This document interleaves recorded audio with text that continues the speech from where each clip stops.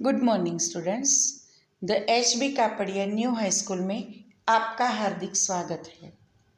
विद्यार्थी मित्रों, हमारा जीवन संघर्षमय है। जीवन में कठिनाइयाँ आती ही रहती है। हमें उनसे घबराना नहीं चाहिए। पूरे आत्मविश्वास और साहस से उनका सामना करना चाहिए। इस संसार सागर में अपने जीवन की नाव को पार लगाने का एक यही उपाय है। तो आइए आज हम हिंदी में कवि श्री शिव मंगल सिंह रचित तूफानों की ओर काव्य का अभ्यास करेंगे। इकाई 6 तूफानों की ओर, कवि शिव मंगल सिंह, उनका उपनाम सुमन जी। साहित्य प्रकार कविता। काव्य शुरू करने से पहले आइए विद्यार्थी मित्रों, हम सुमन जी के बारे में जानकारी प्राप्त करें। शिव मंगल सिंह का जन्म 5 अगस्त 1915 को ग्राम जगरपुर, जिला उन्नाव, उत्तर प्रदेश में हुआ। बनारस हिंदू विश्वविद्यालय से उन्होंने एमए पीएचडी की पदवी प्राप्त की। अनेक अध्ययन संस्थाओं, विश्वविद्यालयों तथा हिंदी संस्थान में उच्चतम पदों पर कार्य किया तथा अनेक देशों की यात्रा की। 1974 में मिट्टी की बारात पर साहित्य अकादमी तथा 1993 में भारत भारती पुरस्कार से सम्मानित किए गए। 1974 में भारत सरकार द्वारा पद्मश्री से सम्मानित किए गए। हिल्लोल, जीवन के गान, युग का मोल, प्रलय सृजन, विश्व बदलता ही गया, विंध्य हिमालय, मिट्टी की बारात, वाणी की व्यथा, कटे अंगूठों की बंधनवारे, उद्यम और विकास, प्रकृति पुरुष कालिदास आदि उनकी प्रसिद्ध रचनाएं हैं। प्रस्तुत कविता में कवि शिव मंगल सिंह सुमन ने सदा संघर्ष में रहकर अपने लक्ष्य की ओर बढ़ने की प्रेरणा दी है।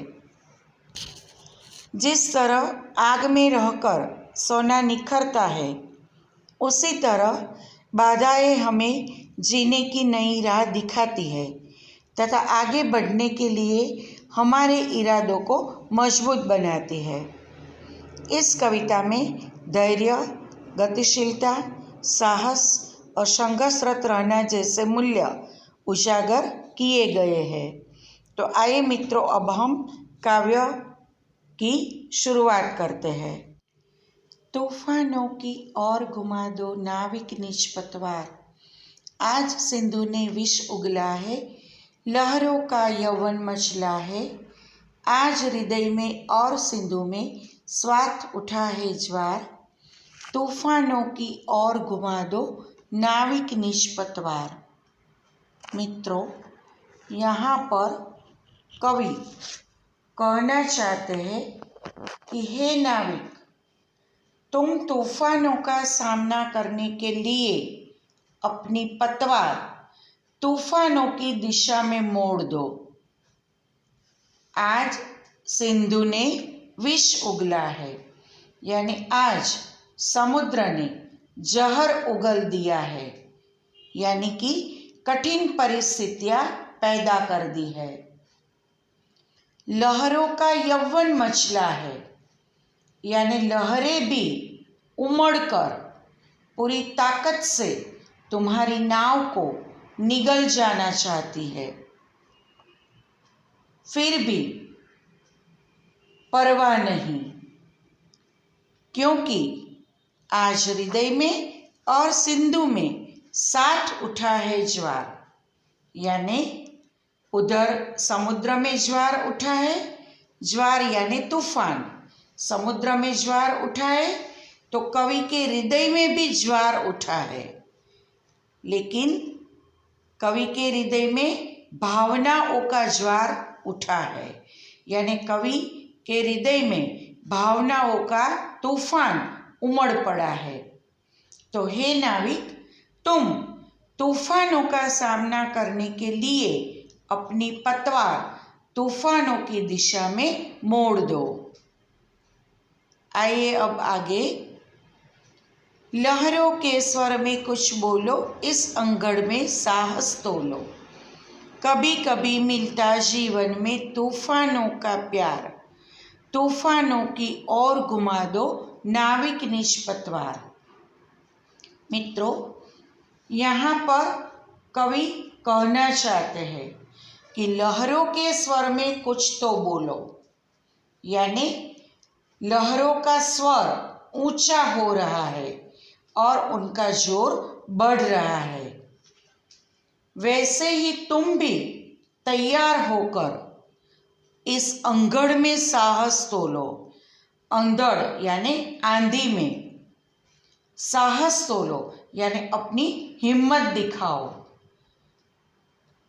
लहरों का स्वर ऊंचा हो रहा है और उनका जोर बढ़ रहा है। वैसे ही तुम भी तैयार होकर आंधियों के सामने उठ जाओ और स्वयं आजमा कर देखो कि तुम में कितनी हिम्मत है। साहस तोलो यानी अपनी हिम्मत जताओ। कभी कभी मिलता जीवन में तूफानों का प्यार, क्योंकि जीवन में तूफानों का प्यार हमें कभी कभी ही मिलता है। जो भाग्यशाली लोग हैं, जीवन में कठिनाइयों का सामना करने का मौका ऐसे भाग्यशाली लोगों को ही मिलता है। इसलिए कवि कहते हैं कि हे नाविक, तुम तूफानों का सामना करने के लिए अपनी पतवार तूफानों की दिशा में मोड़ दो। आइए मित्रों, अब पेज नंबर 34 पर चलते हैं। यह असीम निज सीमा जाने, सागर भी तो यह पहचाने। मिट्टी के पुतले मानव ने कभी न मानी हार, तूफानों की ओर घुमा दो नाविक निज पतवार। यहाँ कवि कहना चाहते हैं कि आज सागर असीम है, यानी जिसकी कोई सीमा नहीं है। तो समुद्र और तूफान आज असीम दिखाई देते हैं। इनका सामना शायद ही कोई कर सके, लेकिन मनुष्य सब कुछ कर सकता है।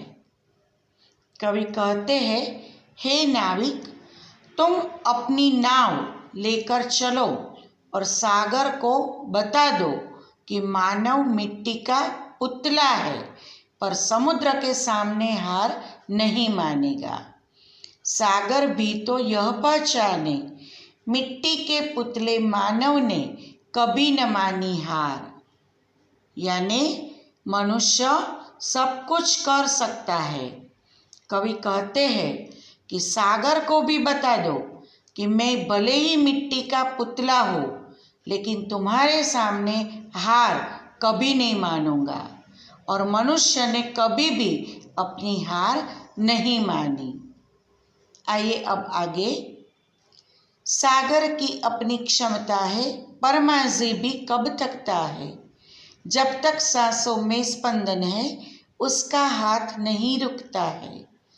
इसके ही बल पर कर डाले सातों सागर पार, तूफानों की ओर घुमा दो नाविक निज पतवार। कवि कहते हैं, समुद्र के पास उसकी अपनी लहरों की शक्ति है। सागर की अपनी क्षमता यानी शक्ति। समुद्र के पास उसकी अपनी लहरों की शक्ति है, पर माझी भी कब थकता है। यानी माझी के पास भी हिम्मत है, आत्मविश्वास है, वह थकना नहीं जानता। जब तक सांसों में स्पंदन है, उसका हाथ नहीं रुकता है। यानी जब तक नाविक की सांसें चल रही है, तब तक वह अपनी नाव आगे ही आगे बढ़ाता ही जाएगा। हे नाविक, तुमने अपनी हिम्मत और ताकत के सहारे 7 समुद्र पार कर डाले हैं। अपनी नाव के साथ इसी प्रकार आगे ही बढ़ते रहो। हे नाविक, तुम अपनी पतवार तूफानों की ओर घुमा दो। आइए मित्रों, अब हम शब्दार्थ और अभ्यास के बारे में चर्चा करते हैं। शब्दार्थ: नाविक यानी नाव चलाने वाला, मल्लाह अथवा माझी, निज यानी अपना, पतवार यानी नाव चलाने वाली लकड़ी चप्पू, ज्वार यानी तूफान, समुद्र में पानी का बढ़ना उसे ज्वार कहा जाता है। अंधड़ यानी आंधी, असीम यानी सीमाहीन, जिसकी कोई सीमा न हो, क्षमता यानी शक्ति, योग्यता, स्पंदन यानी चेतना, धड़कन, बल पर यानी सहारे। आइए अब हम अभ्यास के प्रश्नों की चर्चा करते हैं।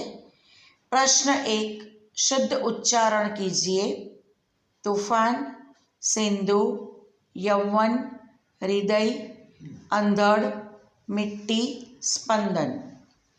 प्रश्न 2, तूफानों की ओर इस काव्य का समूह गान कीजिए। विद्यार्थी मित्रों, प्रश्न 1 और 2 आपको CW में नहीं लिखने हैं। प्रश्न 3, प्रश्नों के मौखिक उत्तर दीजिए।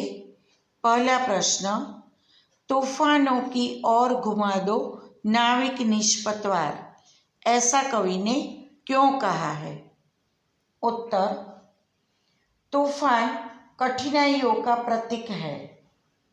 कठिनाइयों से घबराकर भागना कायरता की निशानी है। कठिनाइयों का डटकर सामना करने में ही बहादुरी है।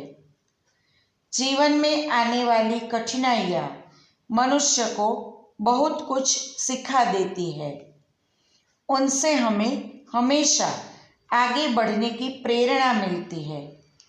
इसलिए कवि ने नाविक से कहा है कि तुम अपनी नाव तूफानों की ओर घुमा दो।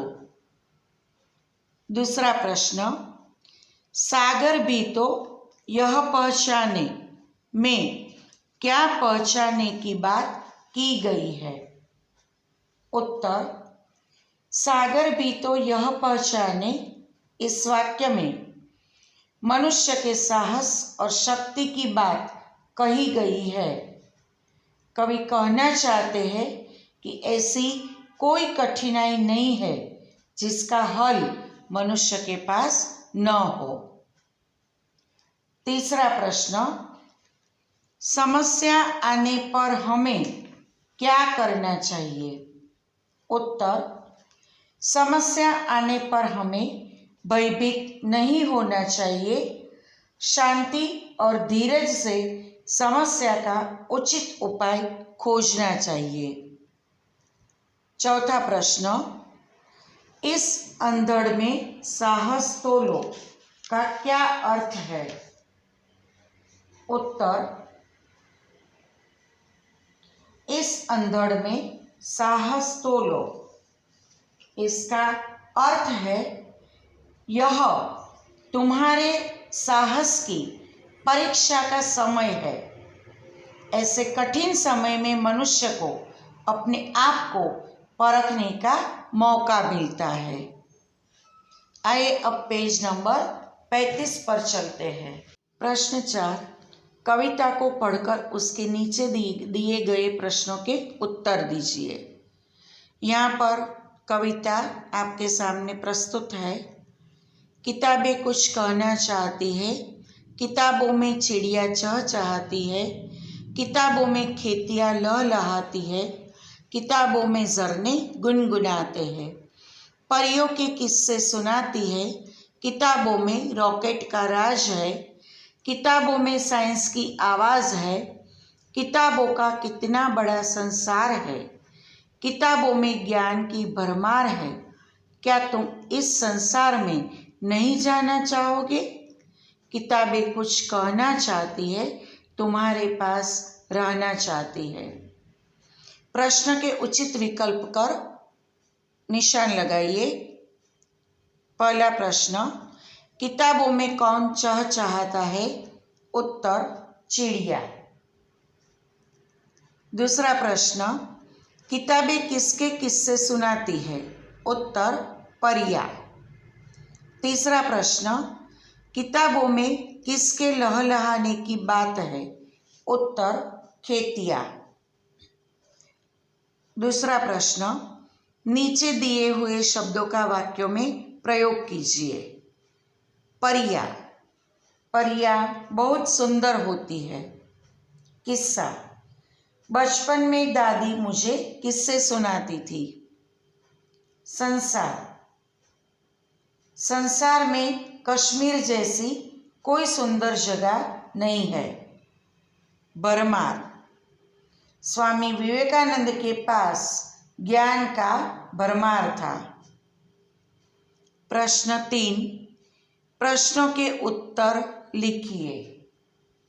किताबों में क्या क्या है?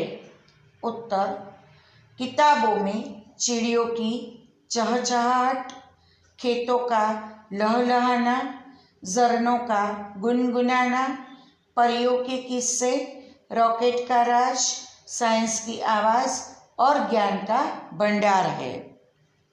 दूसरा प्रश्न, हमें किताबें क्यों पढ़नी चाहिए? उत्तर, किताबों से हमें तरह तरह की जानकारी प्राप्त होती है, हमारा ज्ञान बढ़ता है। किताबें हमारा मनोरंजन करती है, इसलिए हमें किताबें पढ़नी चाहिए। तीसरा प्रश्न, किताबों में ज्ञान की भरमार है, ऐसा कवि ने क्यों कहा है? उत्तर, किताबों से हमें इतिहास, भूगोल, नागरिक आदि का ज्ञान होता है। विज्ञान का ज्ञान भी हमें किताबें देती है। धर्म और अध्यात्म का ज्ञान भी पुस्तकों से ही मिलता है। हमें पुस्तकों से विविध विषयों का ज्ञान मिलने से हम कह सकते हैं कि किताबों में ज्ञान की भरमार है। प्रश्न 4, इस काव्य को उचित शीर्षक दीजिए। उत्तर, इस काव्य का उचित शीर्षक है किताबों का महत्व, पुस्तक का महत्व। आइए मित्रों, अब हम पेज नंबर 36 पर चलते हैं। प्रश्न 8, कहावतों का वाक्य में प्रयोग कीजिए। पहली कहावत, उल्टा चोर कोतवाल को ही डांटे। वाक्य में हम इस प्रकार इस कहावत का प्रयोग कर सकते हैं, मेरी गलती न होने पर भी शिक्षक ने मुझे डांटा।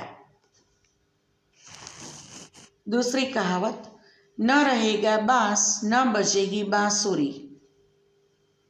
इसका वाक्य में प्रयोग इस प्रकार करेंगे, आसपास के बच्चे प्रतिदिन घंटी को बजाकर मुझे परेशान करते थे, मैंने यह घंटी ही निकलवा दी। तीसरी कहावत, 4 दिन की चांदनी फिर अंधेरी रात। उसका वाक्य में प्रयोग हम इस प्रकार करेंगे, थोड़े दिन का सुख हमें उससे अधिक दुखों का सामना बाद में करना पड़ता है। चौथी कहावत, अब पछताए होत क्या जब चिड़िया चुग गई खेत। यानी परीक्षा के समय मेहनत न करने पर और परिणाम आने पर पछताने से कुछ फायदा नहीं होता है। आइए मित्रों, अब हम स्वाध्याय में दिए गए प्रश्नों की चर्चा करते हैं। पहला प्रश्न, कवि ने मनुष्य की किस विशेषता की ओर इशारा किया है? उत्तर, कवि शिव मंगल सिंह कहते हैं कि मनुष्य सब कुछ कर सकता है, उसने कभी हार नहीं मानी, वह थकना नहीं जानता।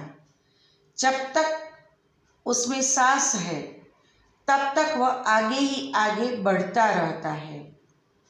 न मनुष्य के साहस की सीमा है और न ही उसके आत्मविश्वास की। उसने अपने अदम्य साहस और आत्मविश्वास के बल पर 7 सागर पार किए हैं।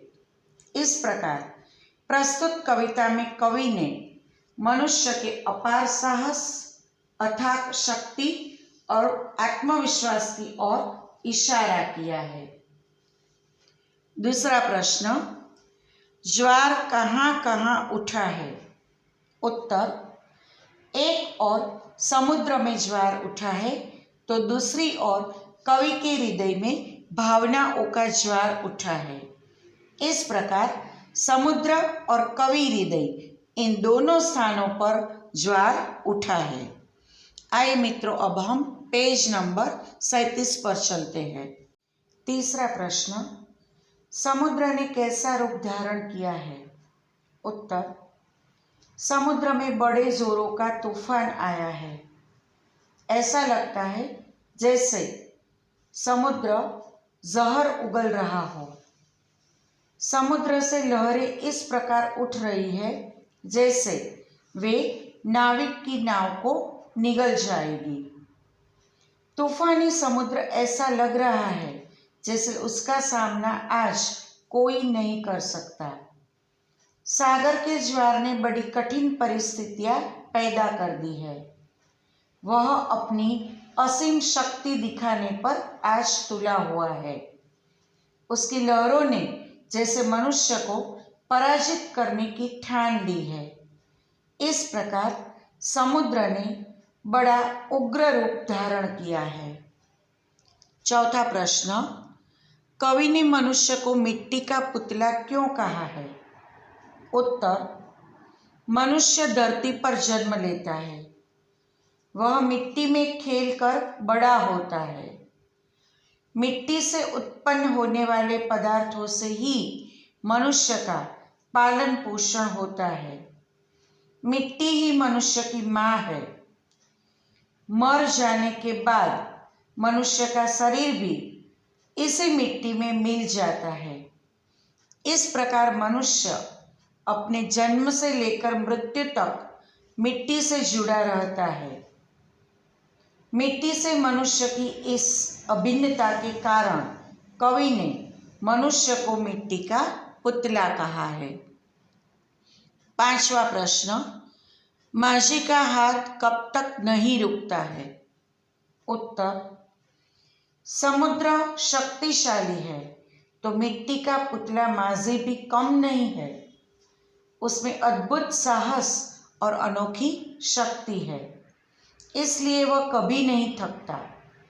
जब तक उसके शरीर में प्राण है, जब तक उसकी सांसों में धड़कन है, तब तक माझी का हाथ रुकने का नाम नहीं लेता। वह संघर्ष करना नहीं छोड़ता। इस प्रकार माझी अपने अंतिम सांस तक कार्य करता है। विद्यार्थी मित्रों, यहाँ पर काव्य 6 समाप्त हुआ। आपको पूरी तरह से समझ में आ गया होगा। कोई भी दिक्कत है तो आप मेरा संपर्क कर सकते हैं। मैं आपको काव्य 5 और काव्य 6 की PDF भेज दूंगी। आप CW में लिख देना। Thank you. जय हिंद, जय भारत।